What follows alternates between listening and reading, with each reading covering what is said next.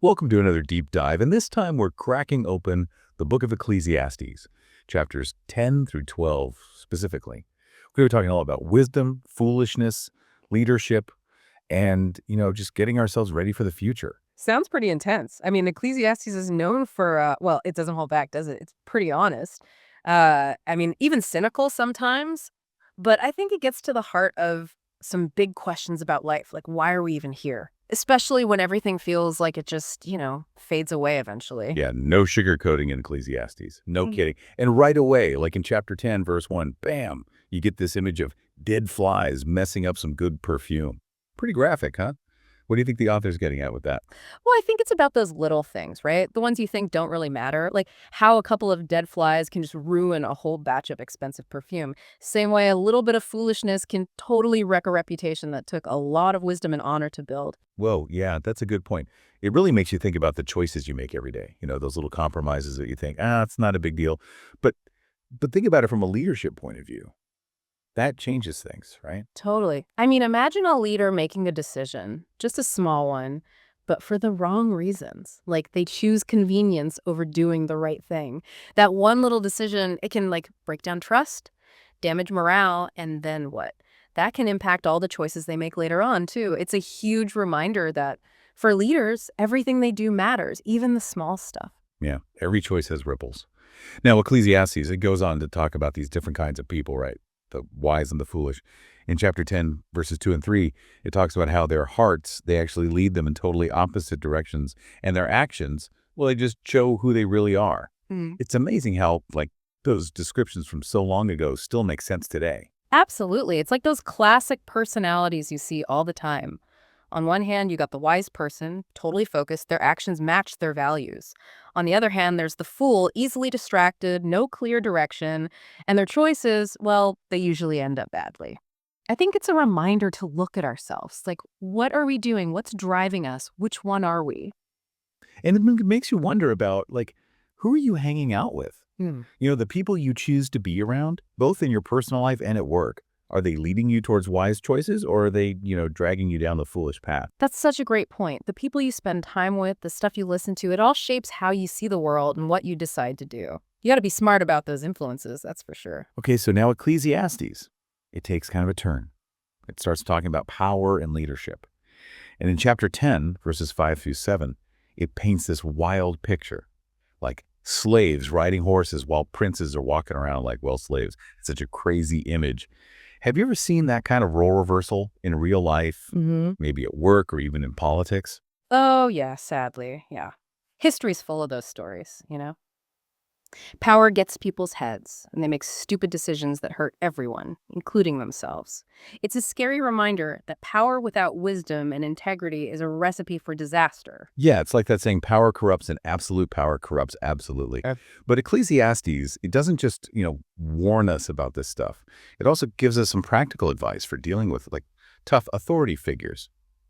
Chapter 10, verse 4 says, "If the ruler's temper rises against you, do not abandon your place, because composure puts great offenses to rest."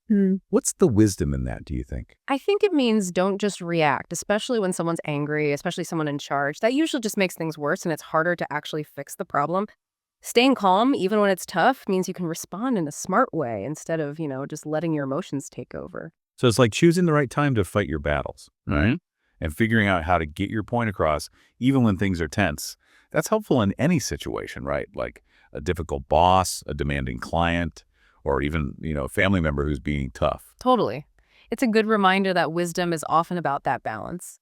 Being strong, but also knowing when to hold back. Knowing when to speak up, knowing when to shut up. And speaking of knowing when to act and when to get ready, Ecclesiastes really digs into diligence and facing challenges head on, and it uses such vivid imagery to get the point across. Yeah, those metaphors, they really stick with you.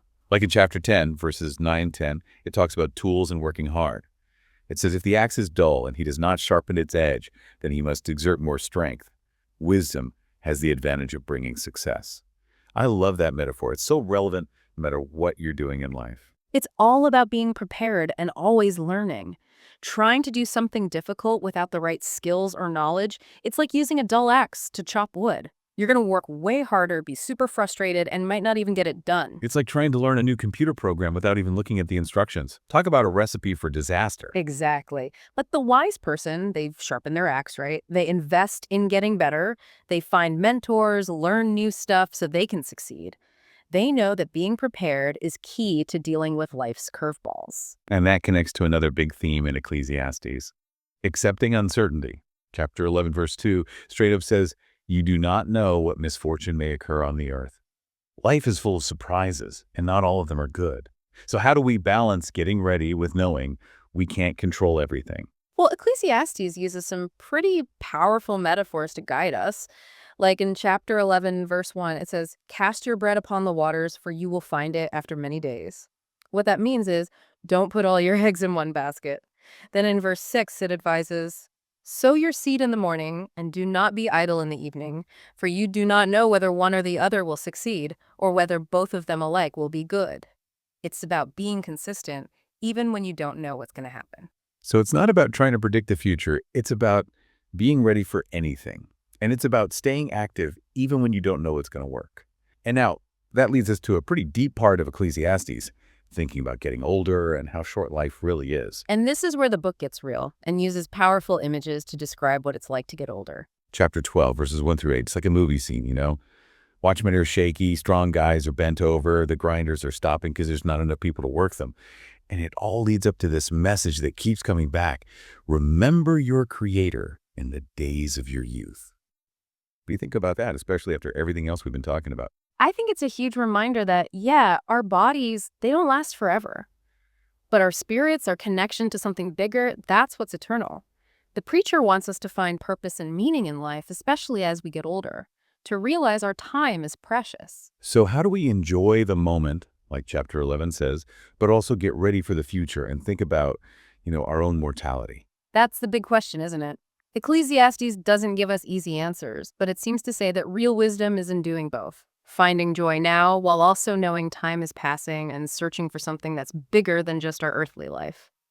And this leads perfectly into the last section of Ecclesiastes, which comes back around to how important wisdom is and why we should always keep learning. Oh, perfect timing. Let's dive into that in part 2. So yeah, picking up where we left off, the preacher, in these last few chapters, he really starts focusing on himself as a teacher, sharing all the wisdom he's gathered. Yeah, like he's looking back on his life, all the stuff he's learned, and offering these final thoughts about knowledge. Exactly. In chapter 12, verses 9 and 10, he's called someone who pondered, searched out, and arranged many proverbs, and someone who wanted to find delightful words and to write words of truth correctly. It's like we get to peek behind the scenes and see all the work and thought that went into these teachings.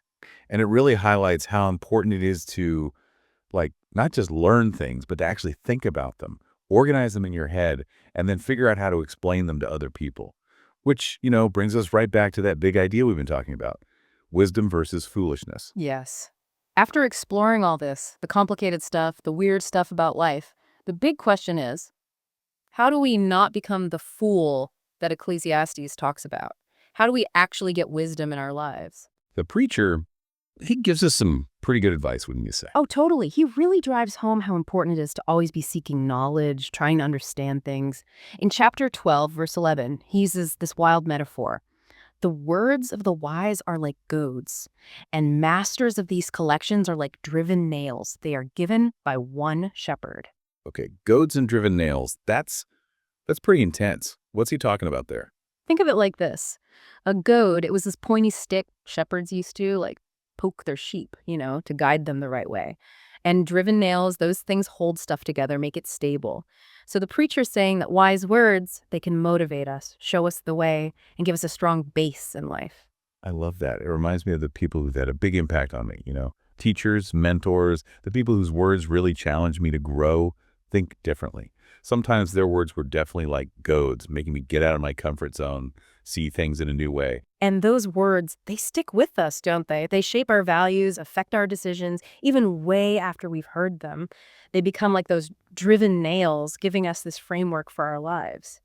But then there's this warning, too, about studying too much. Chapter 12, verse 12, it says, "The writing of many books is endless, and excessive study is wearying to the body." That's interesting. Seems kind of opposite to all this stuff about seeking knowledge, right? What do you think he's saying there? I think he's just being real. Knowledge is important, but it shouldn't be the only thing. We can't let it consume us so much that we forget about our health, relationships, and everything else that matters for a balanced life. Got to find that middle ground, right? Where knowledge makes our lives better without taking over completely. It's like anything else. Too much of a good thing can be bad. You can get so lost in learning and researching that you forget to actually use what you've learned and enjoy the results. Totally agree. Wisdom is about figuring out that balance, finding that sweet spot where knowledge adds to our lives, but doesn't overwhelm them. So we're at the grand finale now, the very last verses of Ecclesiastes. The preacher, he seems to be bringing everything together, like this final message. What really hits you in these last words of wisdom? I think it comes down to this. Fear God and keep his commandments, because this applies to every person. For God will bring every act to judgment, everything which is hidden, whether it is good or evil. That's from verses 13 and 14 of chapter 12. It's a strong reminder that everything we do has consequences, now and in the future. It's kind of a heavy thought, isn't it? But it also gives everything we've been talking about a deeper meaning. If our lives are short, like the preacher's been saying all along, then how we live, how we treat people, the choices we make, they all become even more important. For sure, Ecclesiastes asks some tough questions about life and death. But in the end, it gives us this moral compass, a way to live with purpose, knowing that our actions really do matter. So after all this deep dive into Ecclesiastes, what's the one thing you hope our listener will take away from it? That's a good question. I think the biggest message of Ecclesiastes is this. Look for wisdom in everything you do. Wisdom in how you make decisions, how you use your time, how you treat others, and how you deal with the tough stuff that life throws at you. Well said. It's like this guidebook for dealing with life, right? It's real about the struggles and how nothing lasts forever. But it also gives us hope and direction. It tells us to enjoy the good times, find happiness in the simple things, and live with purpose, knowing that what we do makes a difference. It's a message that's just as relevant today as it was way back then. And that, my friend, is the heart of Ecclesiastes. We've covered a lot, but we've barely scratched the surface of this amazing book. There's so much more to explore and think about. But for now, we got to wrap it up. Before we go, I have one last thing for you to chew on. It's inspired by Ecclesiastes. If you could go back in time and give your younger self one piece of advice based on all this wisdom we've been talking about, what would it be? Think about it. We'll be back soon with another deep dive into something fascinating. Until then, keep seeking wisdom, keep asking questions, and keep diving deep. It's interesting, Ecclesiastes can be kind of a downer sometimes, but there's this hopeful side to it too, right? Yeah, I think so. I mean, it definitely shows us the rough parts of life, struggles, disappointment, how everything seems temporary. But it doesn't just leave us feeling hopeless. It kind of pushes us to find meaning and make the most of our time. Yeah, you really feel that in chapter 11, verses 7 and 8. It says, "The light is pleasant, and it is good for the eyes to see the sun. Indeed, if a person lives many years, let him rejoice in them all. But let him remember the days of darkness, for they will be many. Everything that is to come will be futility." It's like a reminder to enjoy the good times, but also know that tough times are coming. It tells us to appreciate what we have now, those simple things that bring us joy because they won't last forever. Kind of like what we were talking about before, right? The wisdom of accepting both the good and the bad, the happy and the sad parts of being human. It's like that saying, life is a journey, not a destination. Ecclesiastes is saying that it's not just about reaching some goal, but about, everything along the way. The good and the bad, the happy and the sad times that make a life, well, a life. And throughout it all, we keep hearing about remembering our Creator. What do you think that means, especially with everything else we've been talking about? That's a tough one. It makes me think about how we're always trying to find meaning and purpose in life. The preacher has shown us how everything fades away, possessions, achievements, even our bodies. So where do we find something that lasts? Maybe that's what remembering our Creator is all about. Connecting with something bigger than ourselves, something that goes beyond our limited time here on earth. That's a powerful thought. Whether you see it as spiritual or just a philosophy, I think it speaks to that need we all have, to feel like we're part of something bigger, something that gives our lives meaning. Like realizing that we're all connected, part of some bigger picture that we may not fully understand, but that gives our lives a purpose. And maybe that's the ultimate wisdom that Ecclesiastes is trying to share. Finding meaning not in the things of this world, but in our connection to something that lasts, something that gives our lives weight and importance. Well, that brings us to the end of our deep dive into this book, huh? It's been quite a journey exploring Ecclesiastes and all its wisdom. We covered a lot of ground. Wisdom and foolishness, leadership, power, working hard, getting older, and searching for meaning beyond the stuff we can see. It's a lot to digest, but I think these ideas will stick with our listener for a while. Me too. Ecclesiastes has a way of making you think, you know? It makes you look at your own life and the choices you make. And with that, we'll leave you with this. Fear God and keep his commandments, for this is the whole duty of man. For God will bring every deed into judgment, including every hidden thing, whether it is good or evil. Those are the preacher's words. Until next time, keep searching for wisdom, live with purpose, and keep diving deep.